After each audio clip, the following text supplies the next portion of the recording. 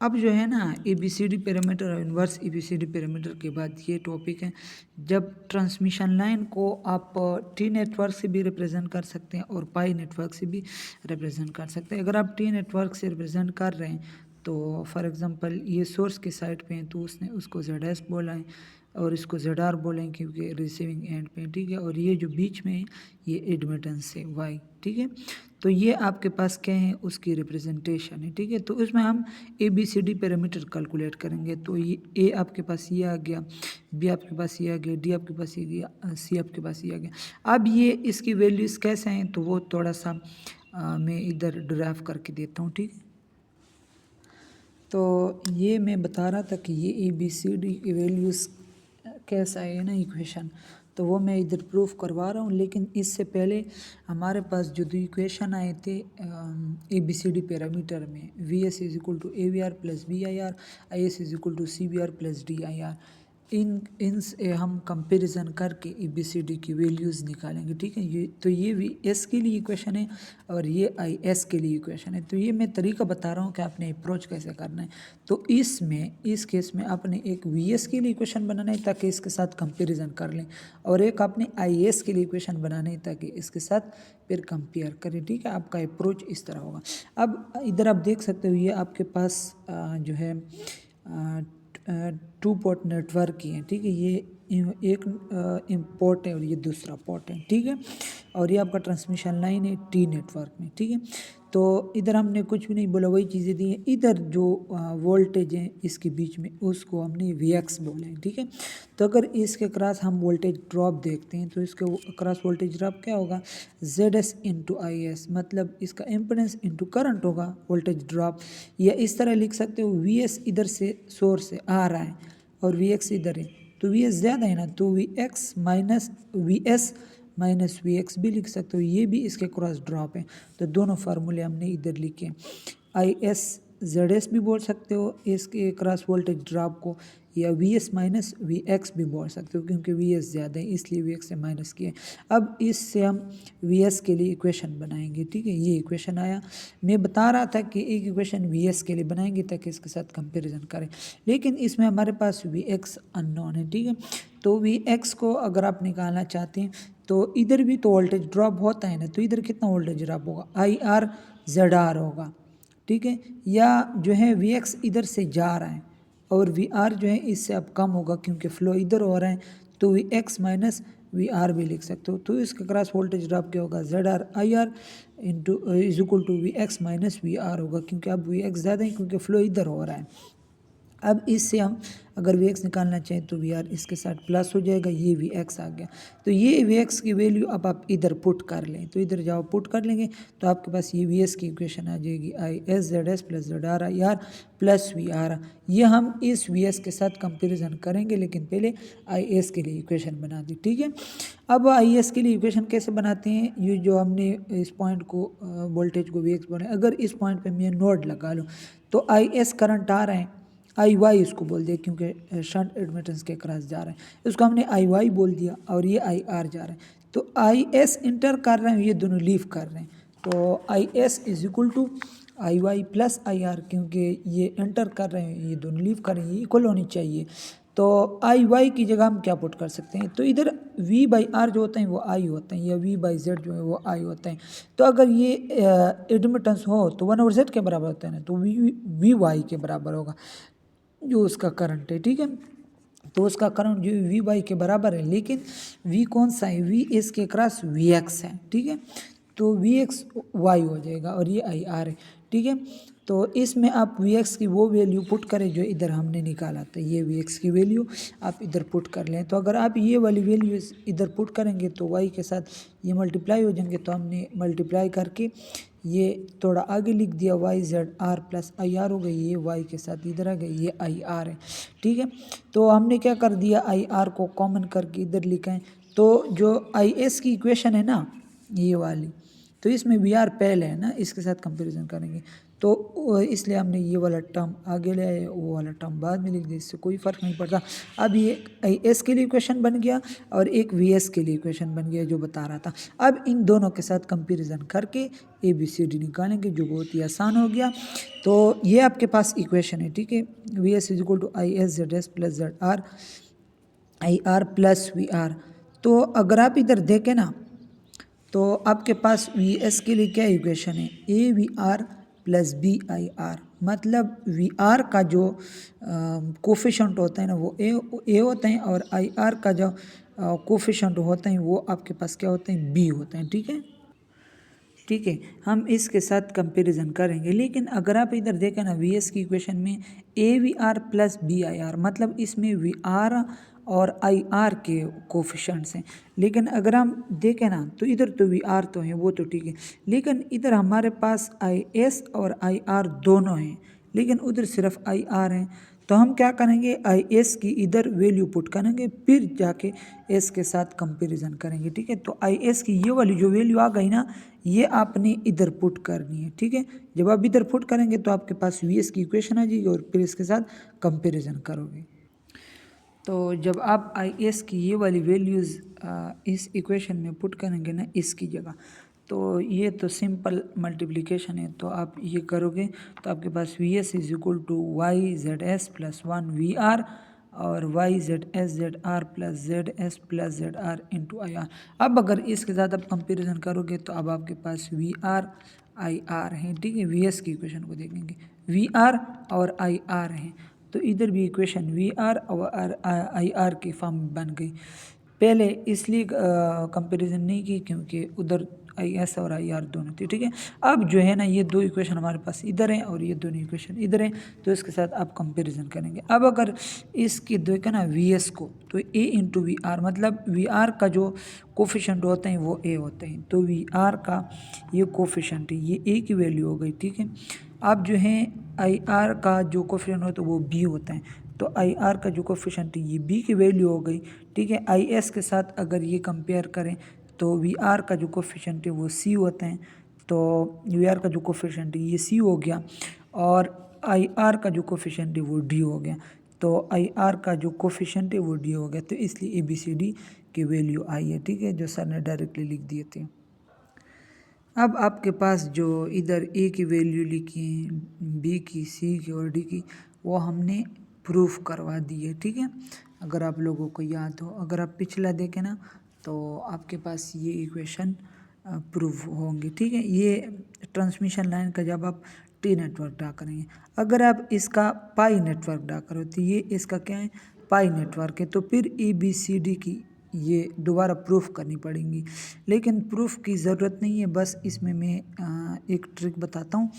अगर आप लोगों को याद हो ना, ए और डी की जो वैल्यू थी, ए की वैल्यू जो थी वो थी 1 plus I Z R Z S, ये ए की वैल्यू उधर मैं लिख के बताता हूँ। अगर आप देखें ना ये टी नेटवर्क के ए बी सी डी के इक्वेशन से जो मैंने उधर प्रूफ करवा दिए, ठीक है। अगर पाई नेटवर्क को जो उधर दिखाया ना पाई नेटवर्क को, तो इसकी इक्वेशन आपने बस उसी तरह सिर्फ थोड़ी सी चेंज करनी है। अगर ए को आप देखें ना तो वो क्या था, 1 प्लस जेड एस वाई था, क्यों, क्योंकि इसमें जेड एस भी था और जेड आर भी था। लेकिन अब अगर पाई नेटवर्क को देखें ना तो इधर वाई के मतलब दो कंपोनेंट बोल सकते हो, एक वाई आर है और एक वाई एस है, जेड ए की है, तो इसलिए जो पाई नेटवर्क में इक्वेशन आ जाएगा ना, ये एस जो है इधर शिफ्ट हो जाएगा लेकिन आर हो जाएगा, तो ये क्या हो जाएगा, 1 प्लस वाई आर जेड हो जाएगा क्योंकि जेड ए की है, ठीक है। और सी की वैल्यू वाई आई थी, मतलब एडमिटेंस, तो इधर बी की वैल्यू जो है एम्पिडेंस आई है, ठीक है, ये याद कर लेना। और जो है इधर सी की वैल्यू ये आई थी, लेकिन बी की वैल्यू ये आई थी C Z R plus Z S plus Y Z R Z S, क्योंकि इसमें जेड आर और जेड एस इंक्लूड था। अब जो है वाई आर और वाई एस इंक्लूड होगा, तो सी की जो वैल्यू है वो Y R Y S plus Z, इसकी जगह जेड है और इसकी जगह वाई है, वाई आर वाई एस। तो आप ये देख सकते हैं ये सी की वैल्यू है और डी की वैल्यू जो है वो उसी तरह, लेकिन वो उसी तरह चेंज हुआ, 1 प्लस जेड आर वाई था, लेकिन अब क्या हो जाएगा 1 प्लस जेड वाई एस हो जाएगा। तो इसी तरह याद रख लेना, ठीक है। तो ये मैंने तरीका बता दिया कि ई बी सी डी की इक्वेशंस डायरेक्टली ये कैसे आ गई। लेकिन अगर आप इधर देखें ना तो सर ने एक स्पेसिफिक कंडीशन लिया हुआ है, ये जो वैल्यूज़ ली हुआ है ना ये स्पेसिफिक कंडीशन है। और ये कौन सा कंडीशन है बताता हूँ। ये सर ने जो वैल्यू लिखे हुए हैं ना, अगर आप लोगों को दिखाई दे रहा हो, ए की वैल्यू 1 एंगल 0 लिए हैं, बी की वैल्यू x90 लिए हुआ है, सी की वैल्यू 0 लिए हैं, डी की वैल्यू 1 लिए हैं। तो ये कैसे आ गए? तो सर ने ये स्पेसिफिक केस लिया हुआ है, शॉर्ट ट्रांसमिशन लाइन इसको बोलते हैं, ठीक है। शॉर्ट ट्रांसमिशन लाइन में ये वाई आर और वाई एस जो हैं ये फिर 0 हो जाते हैं, ठीक है, शॉर्ट ट्रांसमिशन लाइन में। तो अगर ये इससे हम ये ए बी सी डी के ये पाई नेटवर्क है ना, वही पाई नेटवर्क, इधर वाई एस होगा वाई आर होगा, लेकिन वो इधर 0 है। तो यही पाई नेटवर्क में अगर आप इसकी वैल्यूज पुट करेंगे तो आपके पास ए बी सी डी की वैल्यू आएंगी जो सर ने लिखे हैं, ठीक है। तो ए की वैल्यू क्या है 1 प्लस वाई आर जेड। तो वाई आर तो इस साइड पे होता है ना रिसीविंग एंड पे, तो वाई आर तो है ही नहीं 0 है, तो ए की वैल्यू क्या आ जाएगी 1 आ जाएगी, ठीक है। इस तरह डी की वैल्यू देखिए 1 प्लस वाई एस जेड, तो वाई एस इधर है ही नहीं 0 है, एग्जिस्ट नहीं करता, तो डी की वैल्यू भी 1 आ गई, इसलिए ए और डी की वैल्यू 1 लिखी है, ठीक है, और इसका एंगल 0 है। अब अगर बी को देखें ना, बी की वैल्यू क्या है जेड है, तो बी की वैल्यू वैसे भी जेड है और इधर जेड एग्जिस्ट करता है, तो बी की वैल्यू तो वही जेड हो गई, ठीक है। और एंगल उसका सर ने 90 लिया है, तो 90 आपने तब लेना है जब आपके पास कैपेसिटर हो, लेकिन सर ने 90 लिए हुए हैं, ठीक है, कुछ भी हो सकता है। और सी की जो वैल्यू है Y R plus Y S, ये तो दोनों एग्जिस्ट ही नहीं करती, ये 0 हो जाएंगे। और ये जेड तो एग्जिस्ट करते हैं लेकिन ये दोनों 0 हैं, तो इसके साथ जब मल्टीप्लाई हो जाएंगे तो सी 0 हो जाएगा। तो ये जो सर ने इक्वेशंस को न्यूमेरिकल वैल्यू दी है ना, ये शॉर्ट ट्रांसमिशन लाइन वाली वैल्यूज़ दी हैं, ठीक है। तो इधर मैंने बता दिए, ए जो है 1 एंगल 0, डी बी 1 एंगल 0 है, सी 0 है, और बी जो है एक्स है, इसकी कुछ वैल्यू होगी और इसका एंगल सर ने 90 लिए हुए हैं, ठीक है। तो ये शॉर्ट ट्रांसमिशन लाइन के बेस पे ये वैल्यूज़ लिए हुए हैं, ठीक है। और इसका जो वी आर लिए हुए हैं रेफरेंस वोल्टेज ना, वो एंगल 0 लिया है, ठीक है। और वी एस जो है वी एस उसका कुछ वोल्टेज होगा और इधर उसका जो है डेल्टा लिया है वो कुछ ना कुछ होगा, ठीक है। अब अगर आप इधर देखें ना, ये शॉर्ट ट्रांसमिशन लाइन है, तो उसका जो करंट सेंडिंग होगा और करंट रिसीविंग होगा वो दोनों एक होंगे, क्योंकि एक ही लाइन में, तो वो आगे आपको प्रूफ हो जाएंगे कि आई एस और आई आर जो हैं आपके पास एक होंगे, क्योंकि शॉर्ट ट्रांसमिशन लाइन है, ठीक है, छोटा सा ट्रांसमिशन लाइन। तो आई एस और आई आर की इक्वेशंस एक आने वाली हैं, आगे आप देख सकते हो फिर। अब अगर आप देखें ना, ये जो हमने इक्वेशंस बताए थे, ये A B C D parameters के ये दोनों इक्वेशन, तो अगर इस इक्वेशन से आप आई आर के लिए फार्मूला बनाना चाहते हैं तो आई आर आपके पास क्या हो जाएगा, यही हो जाएगा ना कि ये इस साइड पे जाएगा V S minus A V R divided by whole B आ जाएगा। तो आपके पास ये इक्वेशन आ जाएगा, I R is equal to V S by B लिया है minus A V R by B लिया है, ये उधर से A B C D parameter से।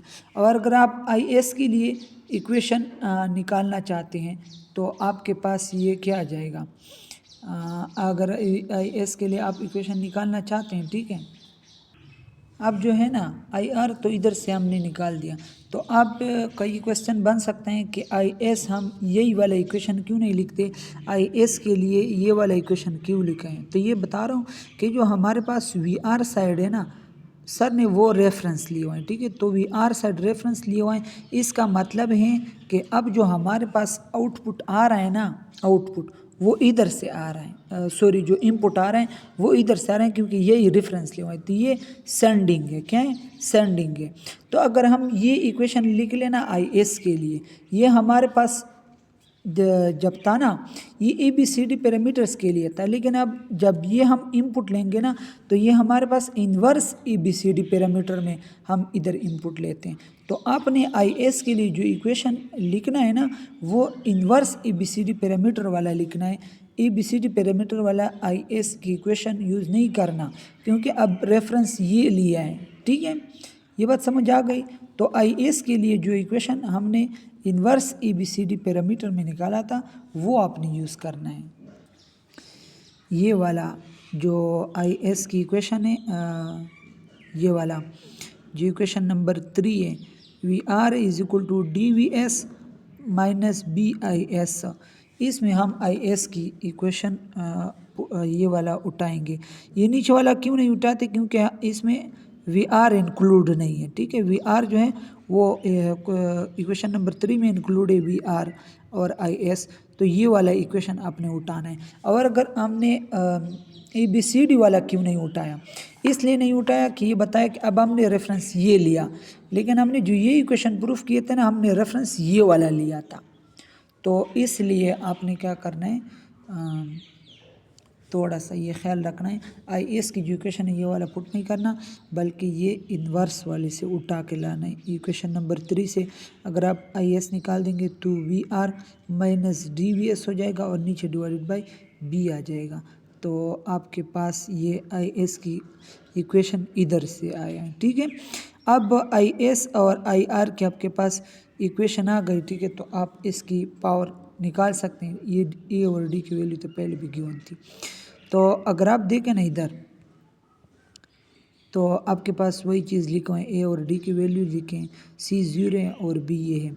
और ये C 0 है ना, C 0 तब होता है जब आप शंट एडमिटेंस और सिस्टम का जो रेजिस्टेंस है वो जब आप नेगलेक्ट करते हैं ना तब आपके पास C 0 आता है। तो इसलिए ऊपर लिखा है शंट एडमिटेंस और रेजिस्टेंस को हमने ओमिट किया हुआ है, तब ये C 0 आए। ठीक है, अगर ये वैल्यूज़ जो है ना ABCD की, ये हम इधर जो हमारे पास IR और IS की जो इक्वेशन आई है ये, अगर इसमें हम ABCD की वैल्यूज़ पुट करेंगे तो आपके पास ये इक्वेशन आ जाएगा। IR के लिए VS/X डेल्टा ऊपर आ जाएगा 90 नीचे, माइनस VRX 0 ऊपर आ जाएगा 90 नीचे। तो अगर ये 90 ऊपर लाएंगे तो माइनस 90 हो जाएगा, ये 90 ऊपर लाएंगे तो ये भी माइनस 90 हो जाएगा। ठीक है, और अगर IS में ABCD पैरामीटर्स की वैल्यू पुट कर लें तो ये आ जाएगा। अगर आप ऑब्जर्व कर लेना IR के लिए ये वाले इक्वेशन आए हैं और IS के लिए ये वाला इक्वेशन है,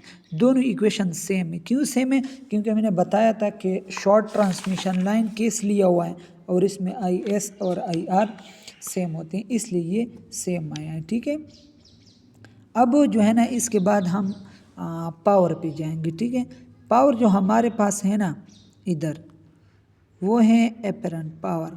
ठीक है, सेंडिंग पावर और रिसीविंग पावर। तो उसका जब हम पावर निकालते हैं ना तो VS उसी तरह होता है और IS का हम कंजुगेट लेते हैं। ये क्वेश्चन पैदा होता है जहन में कि हम इसका कंजुगेट क्यों लेते हैं।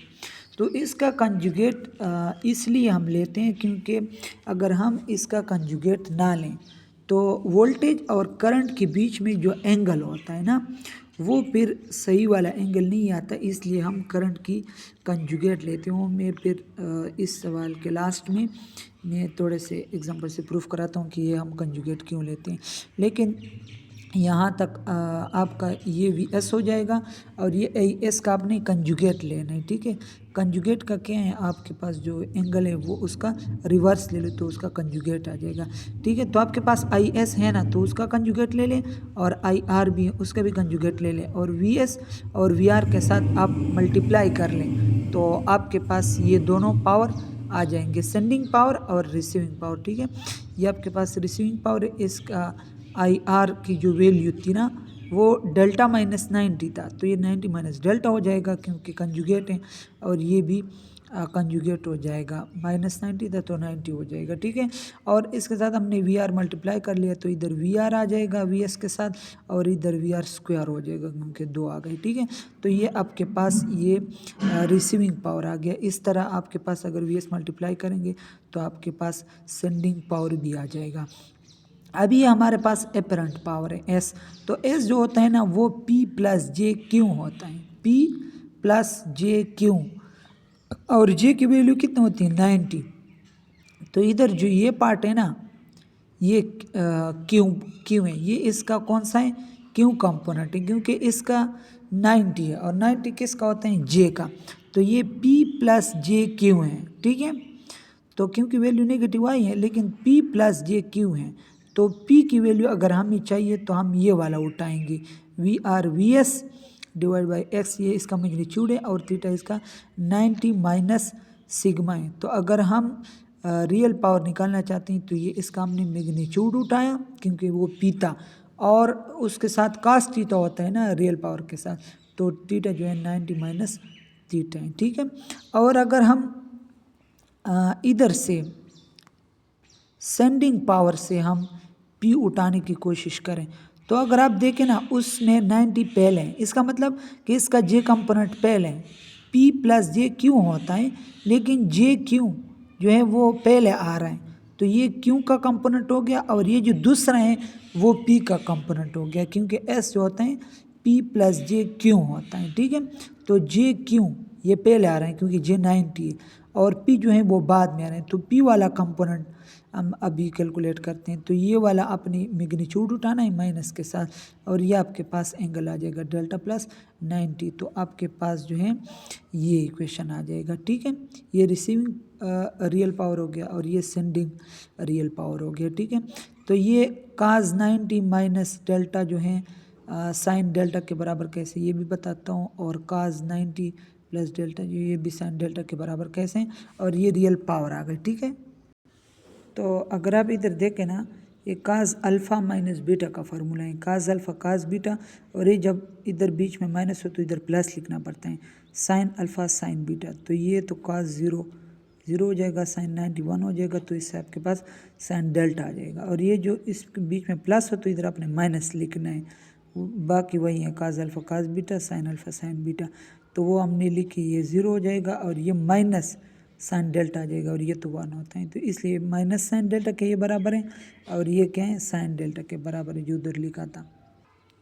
अब मैं जो बता रहा था ना कि जब हम एपरेंट पावर कैलकुलेट करते हैं तो उस पर हम कंजुगेट लेते हैं, वो क्यों लेते हैं, वो इसकी रीज़न ये है कि अगर आप फॉर एग्जांपल वोल्टेज ये ले लो और करंट ये ले लो, तो वोल्टेज आपके पास एंगल कितना बना रहे हैं 45 बना रहे हैं, और ये कितना बना रहे हैं 60 बना रहे हैं, ठीक है। अगर आप इसको डायरेक्टली मल्टीप्लाई करते हो तो ठीक है मल्टीप्लाई करो, तो मल्टीप्लाई करके ये 1 आ जाएगा और ये आपस में ऐड होकर 95 आ जाएगा। लेकिन अगर इसको आप P प्लस जे क्यू में कन्वर्ट करोगे, जैसे मैंने पहले बताया कि ये P प्लस जे क्यू के बराबर होते हैं, तो ये इसका P कंपोनेंट किस तरह आएगा, ये मैग्नीट्यूड तो इसका 1 है, तो काज कितना होगा 95 प्लस जे साइन 95 हो जाएगा, तो ये कौन सा पावर है रियल पावर है, ठीक है। तो रियल पावर जो हमारे पास होता है ना P is equal to V I cos theta होता है, और ये जो थीटा होते हैं ये वोल्टेज और करंट के बीच में एंगल शो करता है, तो इसका मतलब है कि वोल्टेज और करंट के बीच में 95 एंगल है, लेकिन बाद में देखने का 95 नहीं है, ठीक है। और अगर हम इसका कंजुगेट ले लें तो मैग्नीट्यूड तो वही 1 होगा, कंजुगेट से क्या हो जाएगा ये -60 हो जाएगा, तो -60 प्लस 45, तो आपके पास -15 आ जाएगा, -15 आ गया, तो उसको अगर P प्लस जे क्यू के फॉर्म में लिखना चाहते हो तो 1 एंगल काज -15 हो जाएगा और प्लस ये साइन -15 हो जाएगा, ठीक है। तो कास तो माइनस का आ जाते हैं, कास 15 आ जाएगा और ये -12 आ जाएगा, माइनस जी साइन 15 हो जाएगा। अब अगर आप देखें ना ये आपके पास P है और ये आपके पास Q है, तो P को अगर आप देखें ना दोबारा तो उसका एंगल कितना है 15 आया है, और 15 का क्या मतलब है कि करंट और वोल्टेज के बीच में 15 एंगल है, और इधर क्या बता रहा था 95 एंगल, लेकिन अगर हम ग्राफ को देखें ना तो वोल्टेज और करंट के बीच में कितना एंगल बन रहा है 15, क्योंकि ये 45 और ये 60, इसके बीच में कितना एंगल बन रहा है 15 बन रहा है, तो वो कौन से फार्मूले से सही है जब आप कंजुगेट लेंगे। अगर आप कंजुगेट नहीं लेंगे ना तो आपके पास करंट और वोल्टेज के बीच में एंगल सेम नहीं आएगा, ठीक है, ये इसका रीज़न हो गया। अब इसके बाद दोबारा आते हैं उसी पे, ये तो बता दिया कि ये साइन डेल्टा के बराबर कैसे हैं और ये माइनस साइन डेल्टा के कैसे बराबर है। माइनस साइन डेल्टा होगा तो ये माइनस वाला बार कहा जाएगा, ठीक है। तो यहाँ तक तो हमने कर लिया। इसके बाद ये बोल रहे हैं हमारे पास ये फार्मूला है, ठीक है। V R divide by X sine delta, ये हमारे पास फार्मूला आ गया, ठीक है। तो अगर आप इधर देखें ना, जो मैंने बताया था कि वो कौन सा केस लिए हुए हैं, शॉर्ट ट्रांसमिशन लाइन लिए हुए हैं। शॉर्ट ट्रांसमिशन लाइन में हमारे पास रिसीविंग एंड पे कोई भी कंपोनेंट नहीं लगाता, तो ये बोल रहे हैं as we have omitted all the resistances, हमने सारे रेजिस्टेंस को ओमिट किया था, इसलिए पावर कंज्यूम 0 होगा क्योंकि शॉर्ट ट्रांसमिशन लाइन लिया हुआ था, ठीक है। और ये हमारे पास पावर का फार्मूला आया था। तो अगर ये देखें ना, इसको हम पी मैक्स बोल सकते हैं, इसको हम क्या बोल सकते हैं, पी मैक्स साइन डेल्टा हो जाएगा, ठीक है। ये जो चीज़ है ये पी मैक्स के बराबर US V R divided by X, या मैक्सिमम पावर ट्रांसफ़र लिमिट, इससे ज़्यादा पावर ट्रांसफ़र नहीं होगा, ठीक है। तो पावर ट्रांसफ़र जो है ना वो किस पे डिपेंड करता है, ठीक है। एक तो ये चीज़ है कि वी एस पे डिपेंड करता है, ठीक है, वो सेंडिंग वोल्टेज, ये रिसीविंग वोल्टेज, इस पे भी डिपेंड करता है। एडमिटेंस पे भी जो है डिपेंड करते हैं, लेकिन डेल्टा पे भी डिपेंड करते हैं, ठीक है। डेल्टा अगर 90 हो तो मैक्सिमम पावर ट्रांसफ़र होगा, ठीक है। तो यही चीज़ इधर लिखी हुई है कि साइन जब 90 होगा तो 1 होगा, तो 1 जो होगा तो पावर मैक्स मतलब मैक्सिमम पावर ट्रांसफ़र होगा। तो जब डेल्टा 90 होते हैं तो मैक्सिमम पावर ट्रांसफ़र होता है। लेकिन सिर्फ डेल्टा पे डिपेंड नहीं करता, बल्कि सेंडिंग वोल्टेज पे भी डिपेंड करते हैं, रिसीविंग वोल्टेज पे और एडमिटेंस पे भी। ये इधर लिखा है power transfer depends upon sending receiving end voltages and the transmission reactance x की बात कर रहे हैं, and the load angle delta को बोलते हैं, ठीक है। ये बात की। और अगर इधर कह रहे हैं कि हमारा ये ख्वाहिश हो कि मैक्सिमम पावर ट्रांसफ़र हो, तो हम दो चीज़ें कर सकते हैं। क्या कर सकते हैं, to increase the maximum power transfer capability, अगर हम चाहते हैं कि मैक्सिमम पावर ट्रांसफ़र हो तो हम ट्रांसमिशन लाइन जो है उसको हम क्या करते हैं, उसके वोल्टेज को इंक्रीज़ करते हैं। क्या मतलब है कि हमारे पास वी एस या वी आर जो उसको हम इंक्रीज़ करते हैं, तो फिर वो जब इंक्रीज़ होगी तो पी मैक्स की वैल्यू ज़्यादा होगी और मैक्सिमम पावर ट्रांसफ़र होगी। या रिड्यूस द ट्रांसमिशन रिएक्टेंस, या जो हमारे पास एक्स है इसकी वैल्यू को कम कर दें, जब ये कम होगा पी मैक्स ज़्यादा होगा और मैक्सिमम पावर ट्रांसफ़र होगा। इसके बाद लोड एंगल आते हैं, वो अलग ही लेक्चर है। Thank you. ये थोड़ा लंबा हो गया, लेकिन इसमें बहुत सारी चीज़ें थी जो एक्सप्लेन करनी थी, एक्सप्लेन करना ज़रूरी था, इसलिए थोड़ा सा ये वीडियो लेंथी हो गया। Thank you.